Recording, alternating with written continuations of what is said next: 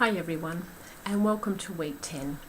In this short video I'm going to summarise some of the key points around group norms and behaviour, and we're going to be looking at how these influence the culture of a group and also what the role of group facilitators and leaders is in managing and really influencing what group norms might be. The group norms evolve and they govern the behaviour that becomes acceptable in a group. And the organising of the group processes that can enable the group leader to make systematic and ongoing assessments around the individuals in the group and also how the group overall is functioning. This knowledge and also a systems approach helps the group leader to make sense of the group process. The group norms are influenced by behaviours of individuals and by the behaviours of the leader in the group. There's positive functional behaviours, and these enhance the well-being of individual members and also the quality of the group relationships. There's also disruptive, non-functional behaviours that can erode both the self-esteem of individual group members and also are disruptive to the relationships and also to the group cohesion. And I'm sure that everyone has had some experience of both of those behaviours and how and notice how powerful they are in influencing both the culture and the ability of the group to function, the cohesion, the sense of satisfaction and the ability to achieve goals. Group norms affect these enormously. Let's have a look firstly at positive group behaviours, and this is where individuals can express their genuine care and their empathy for other group members. Individuals with those behaviours generally demonstrate cooperation, ability to support, and they're also able to focus on the overall purpose of the group. These people also are able to express their feelings openly and congruently, and they can also perceive what others are saying. They pick up on both the verbal and the non-verbal communication of others in the groups. Positive group behaviours is evident too when these people respond openly and positively to feedback. They take ownership for their own behaviour. And in a therapeutic intervention setting, these individuals are often highly motivated and really want to work to change themselves or adapt their circumstances to their environment. They want to participate in discussions. They're able to be humorous and able to support others, both verbally and non-verbally. If you think about a group that you may have been part of, you probably can remember how it impacts on you and the others around you when someone is exhibiting these positive group behaviours. It can engender trust and warmth, and others can feel included and encouraged and want to participate. When we have a look at the other disruptive group behaviours, it's a little bit like slide 6 on the PowerPoint. There is a jellyfish, and in Darwin in the Northern Territory, box jellyfish are actually quite dangerous from the months of October through to the month of May, when these inhabit the waters in this tropical area, and they have long tentacles and they have the capacity to sting and to hurt people. They can poison and not only maim people, they can actually kill people who perhaps might be really frail, young or old or unwell. The reason that I've got this image of that jellyfish there is that how we behave really impacts on those around us.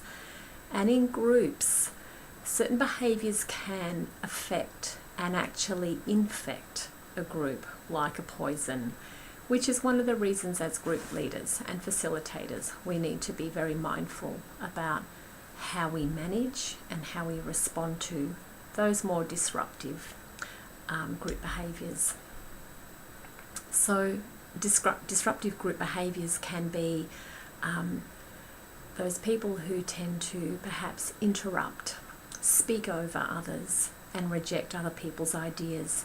They can also be patronising, so behaving in a way that sounds as though they know the answers to things. They can be belittling of others, they can criticise, they can be argumentative and dominating. Often these people might disapprove of others. It might actually be verbal, it might be non-verbal. They might also disapprove of the group leader or the facilitator.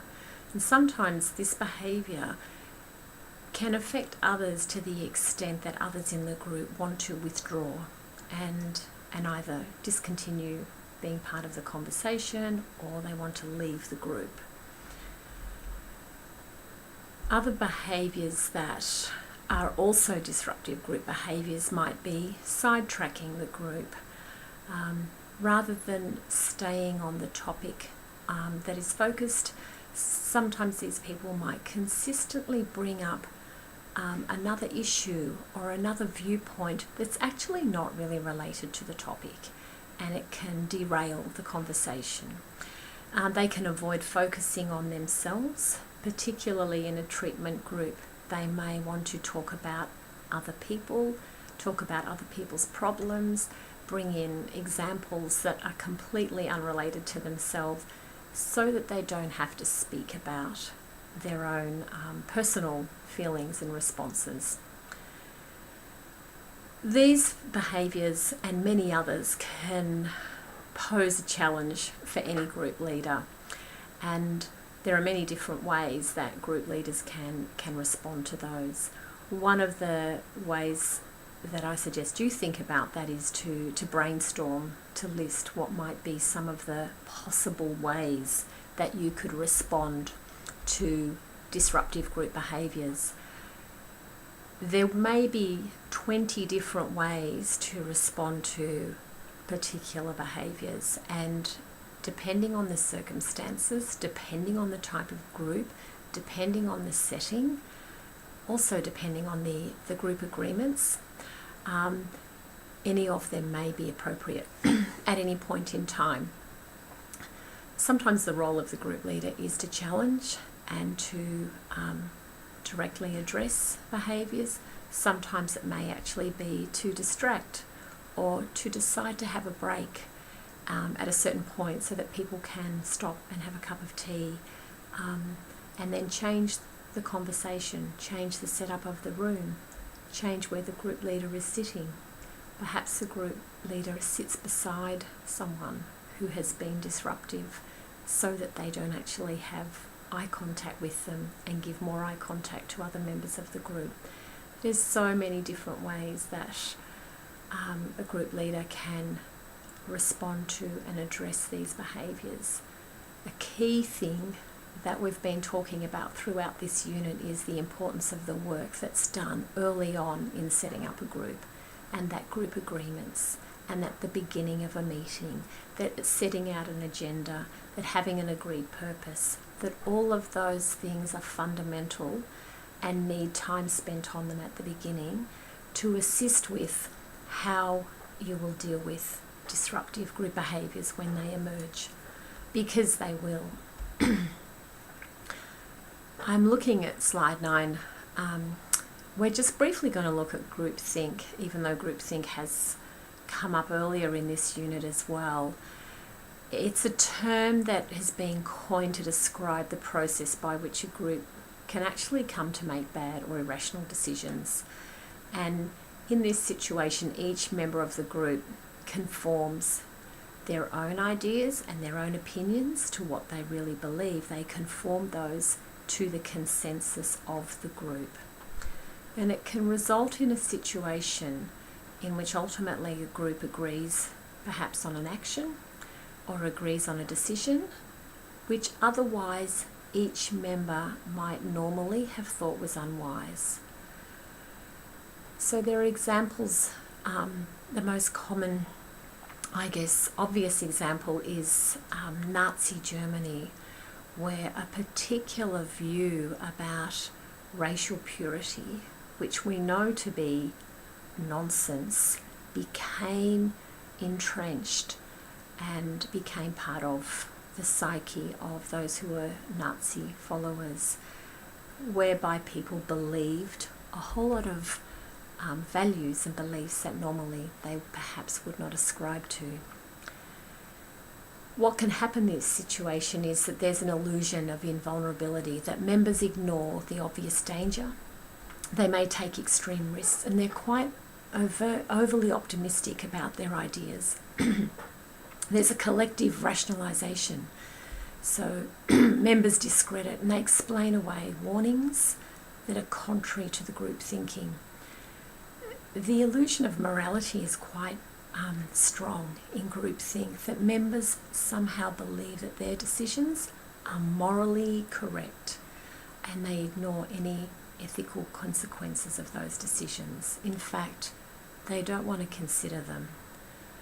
There's excessive stereotyping, so the group constructs negative stereotypes of anyone else who has a view that is different to or is outside to that group.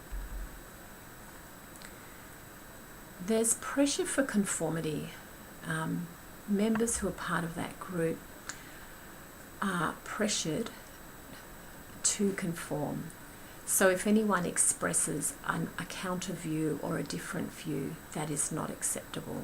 There's self-censorship, where members, they withhold their dissenting views and their counter-arguments because there's a dominant story, there's dominant values, there's dominant beliefs that become acceptable and others that are not. There's an illusion of unanimity. Members perceive falsely that everybody agrees on the decision or everyone agrees with the ideas. So those who don't speak up, is that silence is seen as consent.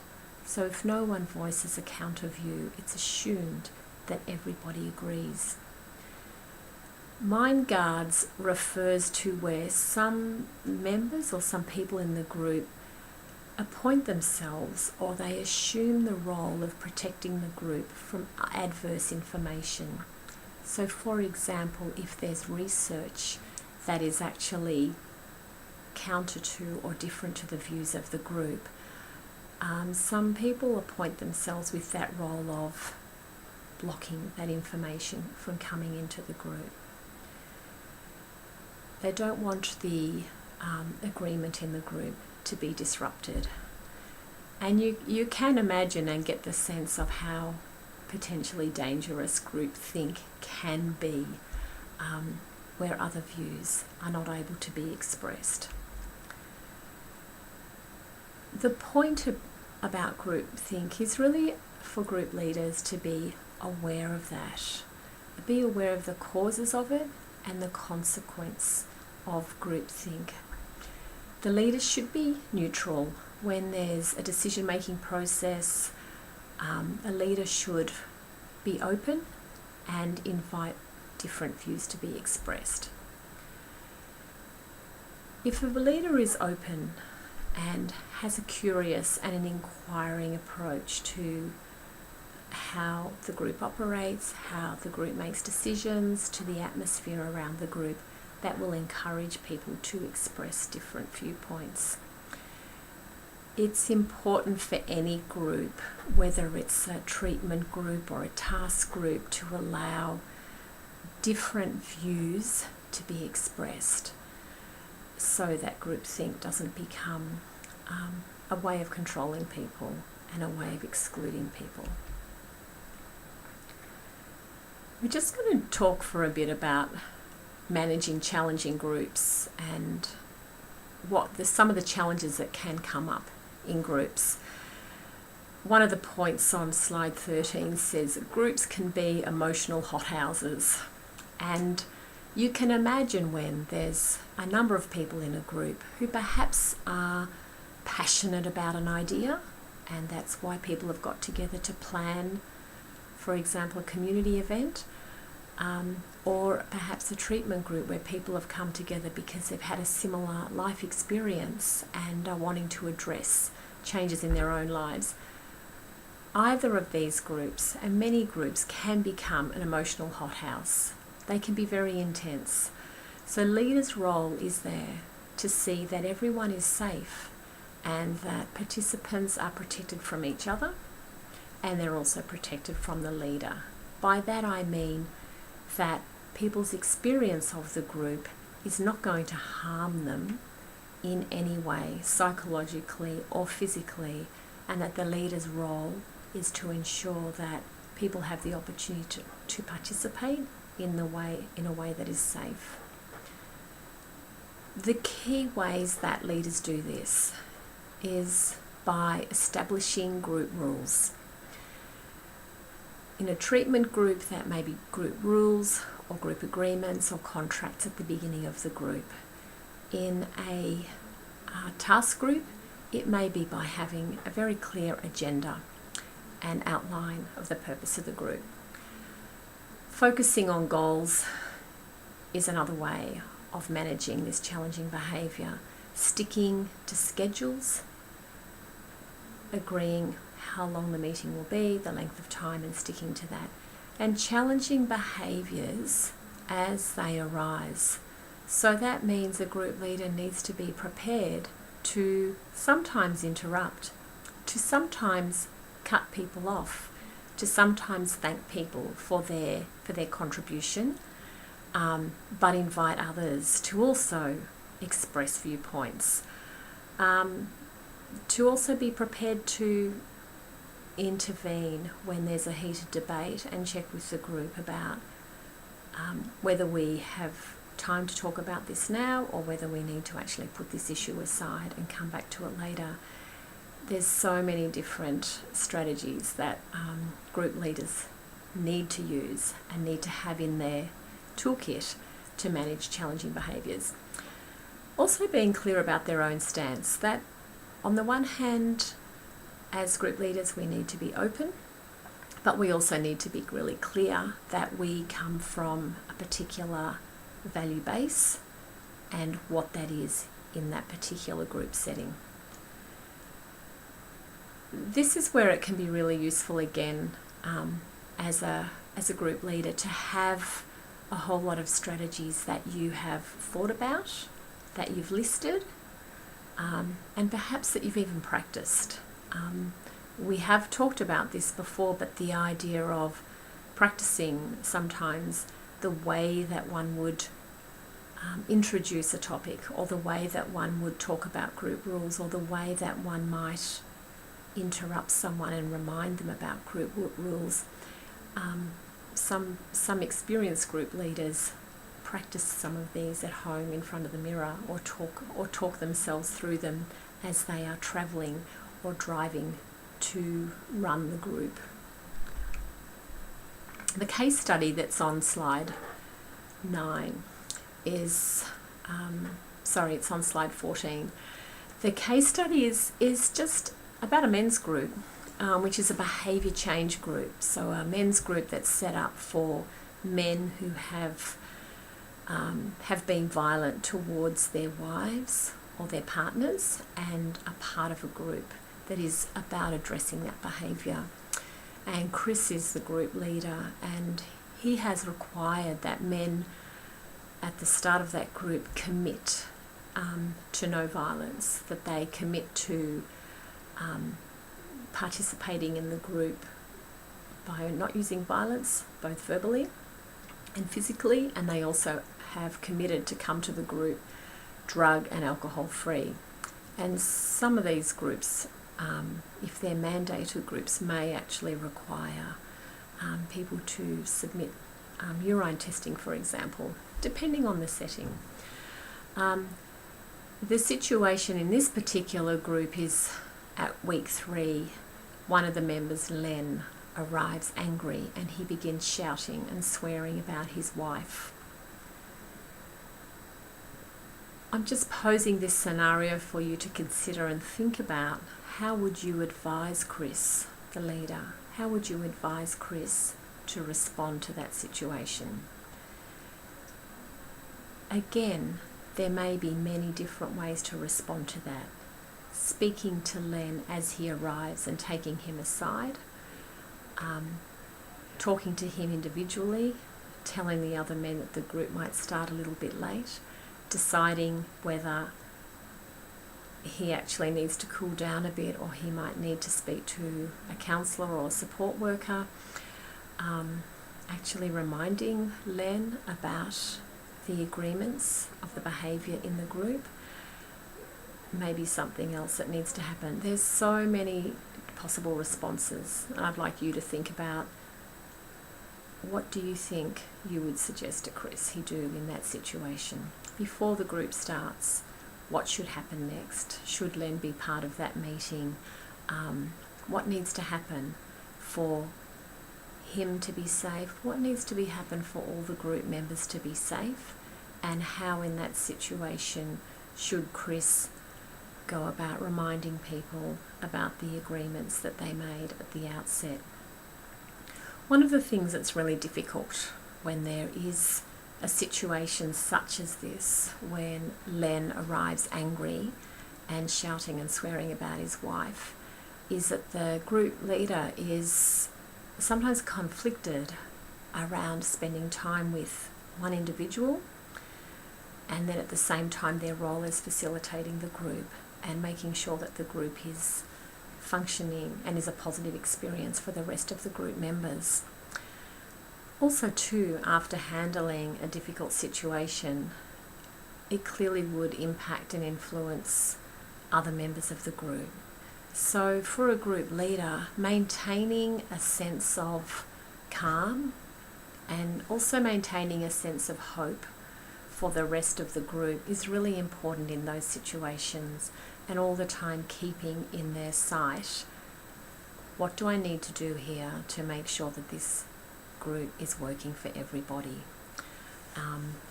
The type of behaviour that is described on slide 14 can also happen in committee meetings and in board meetings and in staff meetings as well. It's not only in treatment groups. On slide 15, we're just having a look at dealing with conflict. We have spoken about this before, but particularly conflict is something that emerges usually when the group or the topic or the issue matters to people, that people have got something invested in it and feel as though they can express their opinions and their views. The power that's in the group and the resources that's available to both the leaders and the members is constantly shifting throughout any group. And the stage that the group is at will also affect the type of intervention or the response to the conflict.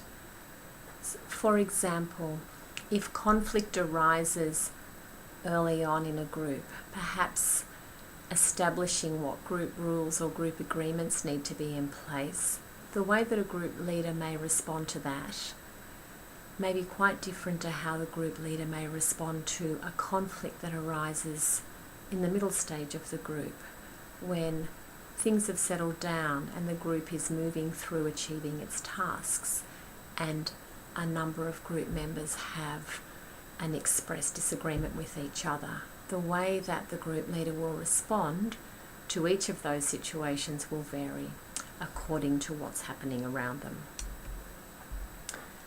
But conflict often does emerge around the middle stages of the group.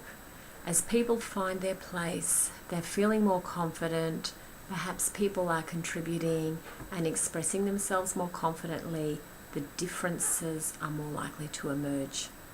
Also, the group leader is often less active in the middle stage of the group.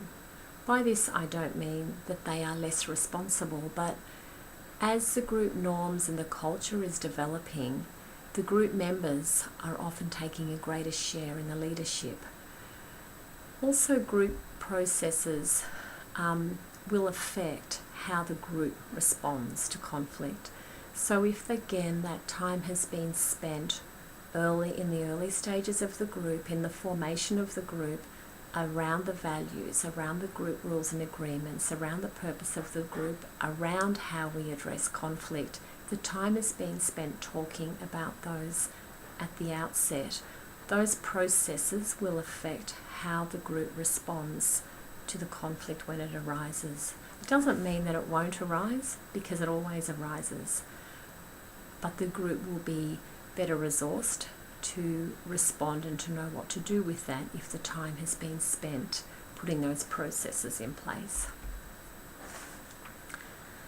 The next couple of slides are really some examples of comments that group members have made about their experience of being in groups.